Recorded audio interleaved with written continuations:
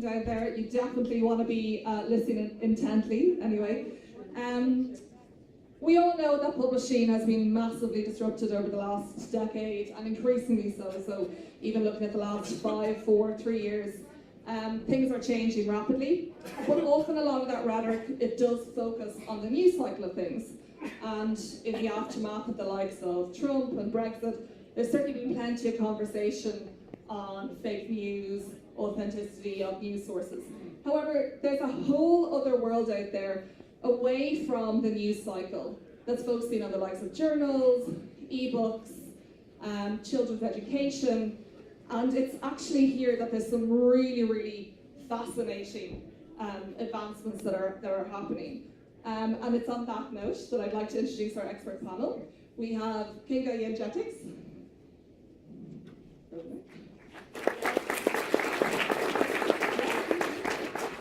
We have Daria Yegorina.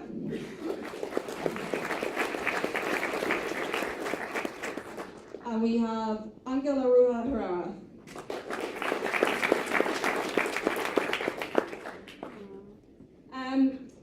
Maybe start with you, Kinga. Now, you're obviously CEO of Publish Drive. You are a Forbes 30 under 30. Congratulations. Thank you. Your background, digital sales, marketing, probably a lot of people in this room might have similar background to yourself. But it was when you did your master's, your dissertation in business, and you wanted to see it published, and that then sparked Publish Drive. Tell us a little bit about that. Yeah, so basically, Publish Drive started in a way when I wanted to publish my master thesis, and we started to think about how it can be published much easier on a global scale. So we started to build Publish Drive, which is basically a platform for writers and authors to have them published all over the world. So basically, if you have a book written, you just sign up, upload it, and with one click, you can sell it to 400 stores and 240,000 digital libraries all around the world. And it actually gives you 3 times more sales than publishing only on Kindle. So we actually are partnering with these big guys like Kindle, Apple. We actually are a trusted partner of Apple, actually. And with Google as well, we've been invited to the accelerator program in the Valley last summer. So it was a very good experience for us actually to grow our business further. And right now we actually have more than 4,000 authors on the platform. So if you know anyone who is actually writing a book, just feel free to find me afterwards. Absolutely fascinating. And then Daria, you are CEO of Clever Books. You are Dublin based, but you enjoy being on a plane, evidently. Daria, tomorrow, unfortunately she can't stay too long today, because tomorrow you're off to Dubai to speak at a conference there. In 2 weeks' time, you're in Abu Dhabi speaking about augmented reality, amongst other things, to publishers. 20 conferences this year alone, is that correct? Yeah, that's correct. Wow, absolutely amazing. You have 2 masters. You're currently writing your dissertation about digital transformations and SMEs. So you're a well-rounded expert, I think it's suffice to say. But specifically on Clever Books, what I found really interesting about it is that this amazing emphasis on education and learning, and how that you've championed that with your company. Tell us a little about why you set it up. Yeah, so the main point was to set up the quality time in front of the screen, so to say, because we see that kids are spending so much time with the devices, and there is almost no connection between traditional books and the devices. So one of the important things here that we do focus on having the book as a tangible product alongside with other products that we have in the company. We connect it to the technology as well, because augmented reality is one of those technologies that is currently rolling out and getting more and more exposure, and especially in the educational sector. So we focus on creating the tangible product, which is a traditional school book, but we put the technology inside. So if the kid has a screen time, so we tend to make sure that they have a quality screen time for educating themselves and getting involved and developing the essential skills that they need for the 21st century. Because like when we were studying at school, like me, for example, I had the blackboard, the piece of chalk, like traditional book that I was getting from the library. But now we know that the kids are getting so much involved in using technology. All of them are having devices. Even if they don't have them at school, they still have them at home. So the point here is that why not to use those technologies in order to create those Internet of Things for the school education. Thank you kindly. And Angel, when I'm looking at your face here, I'm also looking at my my byline picture there. Possibly I obviously didn't filter that photograph enough. It's a little bit different. Anyway, that's an aside. Your face is lovely. You're just a little bit. Well, do you know, you are an international man of mystery, however, because you have lived in 5 different countries, currently Dublin based, yes. Which good for Dublin. You're working with online partnership with Google. Yes. You have 2 master's degree in economics, master's in business. You have an MBA. Yeah. Yes, correct. But your speciality now very much the analytical side of things and online strategy. Tell us a little about your current role at Google. Well, basically what we do is try to help publishers or anyone pretty much that create content to monetize and basically to make their business sustainable and can be running for a long time. I mean, at the end of the day, we realize that it is not enough with monetizing through advertising, so Google is putting all the resources that we have in order to create a sustainable business. Fantastic. I mean, I think for all our 3 panelists, one thing that we have to talk about is user experience, and I almost think this is even more relevant than it is for the news cycle of things. My background is traditional journalism. I've worked for newspapers. I currently work for Maximum Media, so I've definitely made the plunge into digital. And sometimes people do ask me about user experience, you know, traditional media versus online smartphone. But it seems even more pronounced when we come to things like learning and books and maybe richer content experiences. I think a lot of people, and I'd say a lot of people in this room as well, still have a kind of an affinity, a draw for the hard copy of the book if you're in the airport picking something up. I mean, when it comes to user experience, maybe King, I'll come to you first. You know, how are you enriching user experience for, I mean, I think you said you have 60,000 books currently at your fingertips. Wow, absolutely incredible. Yeah, so basically we have authors who are actually exploring new ways of publishing books, especially, for instance, children's books as well. So they are trying to build those products which are more illustrated, and they even include 3D graphics or videos, so everything what can be actually included in a book. And we are trying to help them to overcome all the barriers what's included. And what we can see that many of the readers, they actually are reading more books when it's about ebooks.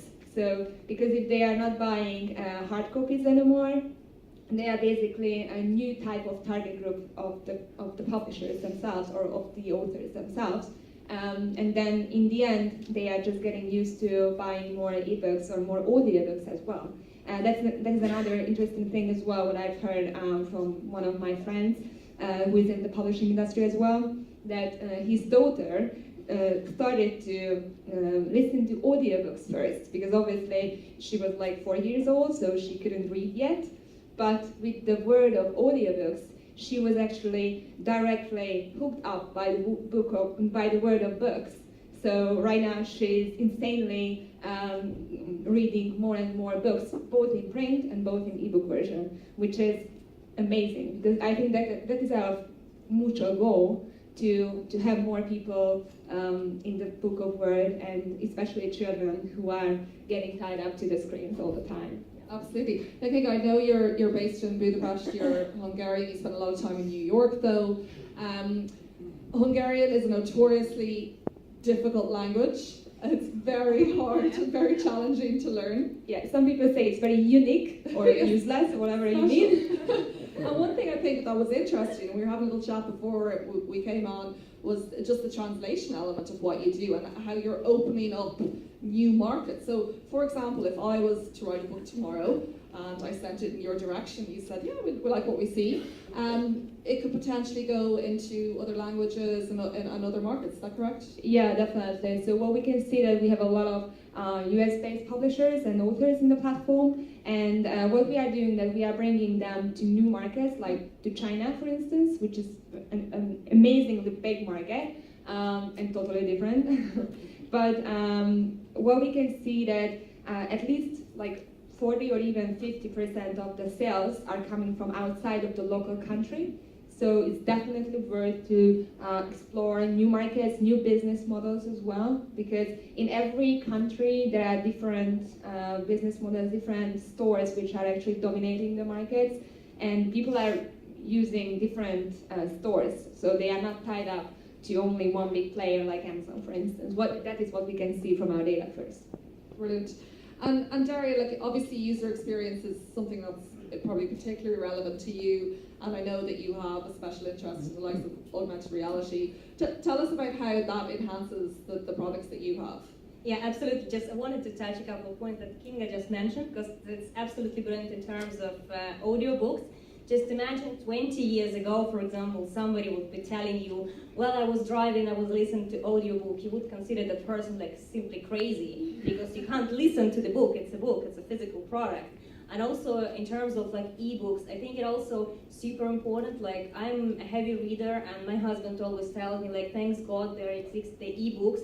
Otherwise you wouldn't have any space in the house at all if you would be buying. You have to get rid of the husband. Yeah, he sits. I'm not giving her ideas, I'm just suggesting that, you know. Yeah, so that's technology, and that's the progress that we observe, and I think it's gonna be even more involved, like a lot of different user experience apart from audiobooks, ebooks, and also like the Internet of Things that we created out of the simple school book. So I like the feeling of the real book though, and I think that for the school environment, it is still important to have some real kind of thing that you hold in your hand, and then you open and you experience the technology. Because the way the augmented reality works, specifically in our school books, is that you face the camera of your mobile phone or a tablet where you have the app installed, and then you see that augmentation of different objects or animals or whatever the subject it is. And I think it's so important to have its quality delivered for the kids, because kids are our future, and the more exposure to technology, my point of view, they have at the early stage, the more they are prepared for the changing world. And you see, like as I said about the audiobooks, like 20 years ago, you would consider the person crazy. You would consider the same person crazy if he would tell you, when I'm gonna get into the forest, I'm gonna give you a call. Or I forgot my phone at home. Like 20 years ago, we had no mobile phones, and it was like absolutely crazy idea to have something like this, and see how quickly the progress is going and how quickly everything develops. So I think that getting ready with this new technology like audiobooks, like ebooks, what Kinga is doing, and like what we're doing with the Internet of Things, it's super important to get ready kids for the future with that. Yeah, and also, I mean, there's been a huge rise of podcasts in recent years, and I mean, everyone I meet now they're either doing a podcast or they are currently listening to a podcast and want to tell me all about it. Absolutely, me too. Yeah. But which that feeds into this storytelling, longer narrative, richer user experience that might involve the written word or video or indeed audio, and I think the recent resurgence of audio is really, really interesting and nice to tie in. Ankel, maybe you could tell us a little bit about how, I suppose, there's a lot of talk at the moment about data. I the panel before. Let's call it resources. Okay, resources. Sorry, I was just going to say it's a little bit controversial at the moment. There was that dreaded GDPR. Those words were said before we came up on the panel, which is always a bit scary. I think all of us shuddered a little bit at the thought of GDPR. So we're going to ignore GDPR because I'm just going to bury my head in the sand over it anyway. You're making my life easier. Way easier. But I mean, how do you use the data on, how does that enhance content creation? I mean, obviously, Kinga, it's incredible with a digital platform that you can have a much more accurate view of both your authors, your readers, and the experience and what people's habits are, which is incredible. But from a profitability perspective, like how is that fueling great content? Well, I believe that in terms of profitability is a consequence of a really good job, right? They mention user experience, and at the end of the day, this is what the users are demanding. Digital is about how the democracy has applied, has transferred power from companies delivering products that it was unique, it was standard for everyone. Whereas now you may have a mass market product, but you are able to tailor, and this is where data come from, and this is where data can help either companies or technology providers to improve the user experience that we are delivering. Basically, it's that. I mean, how you use it in the way. I mean, a couple of years ago, our CEO said that we are not a product company anymore. We are artificial intelligence. Yeah. So here is where resources come from and where it can be used in order to improve and to tailor somehow the user experience. And do you feel that AI is going to be a really integral part then of user experience going forward? So let's look into 2019, but also the next 5 years, the next 10 years. Where do you see the way that we consume content going? Well, I mean, it's already there. It's already here. I mean, we can see content was something, and digitalization was something that was understood by the general mass, like content is for free. But there are pretty much examples already, like Netflix, where users are willing to pay for the content that they perceive as a value added. Spotify as well, from music, yeah. Medium in the publishing platform. So it's already here, and it's changing the paradigm where we are working for. Yeah, absolutely, and there's a lot of talk about that more on the news side of things as well, but it is possible to create a paid-for model whereby it supports, I suppose, great journalism or great writing or great video or enriched visuals, and that people, if it's a good product, don't mind paying for it. Absolutely. Yeah. I mean, at the end of the day, people want to read the specific things. We may have different tastes, and at the end of the day, you want to be recommended things that you like. Fantastic. And maybe just to wrap up, I know we're incredibly short on time, but Daria, could you tell me then just quickly what you think then the future specifically for Clever Books might be? The future is to have the Clever Books in the tangible format, including this augmented format, and also the ebooks. So we have the products that work as the ebooks, and they have the augmented element in it as well. Thank you. And finally, Kinga, what do you reckon then for you guys? It seems to be expanding at a rapid pace. You were just successful in getting quite a large chunk of funding, I believe, in the US. So it seems onwards and upwards. But where even the next 12 months? Yeah, so what we are already developing right now to help more on the marketing side of the books with AI. So basically we are trying to improve all the products, all the books, what is in our system, to make them shine and to obviously get them to the right readers, because obviously that is the end goal, to help the readers find the right books. And that's where we actually can have some new developments, how to improve the metadata of the books, how to find the most relevant book for the audience in the end. Fantastic. Any questions, or I'm under pressure to wrap up, am I? No. Any questions? Okay, well, look, I found it absolutely fascinating, and even prepping for the discussion that we're having today, I'm definitely far more knowledgeable now about just how diverse publishing is and how rapidly it's changing. So for Kinga, Daria and Agil, thank you so much. Thank you.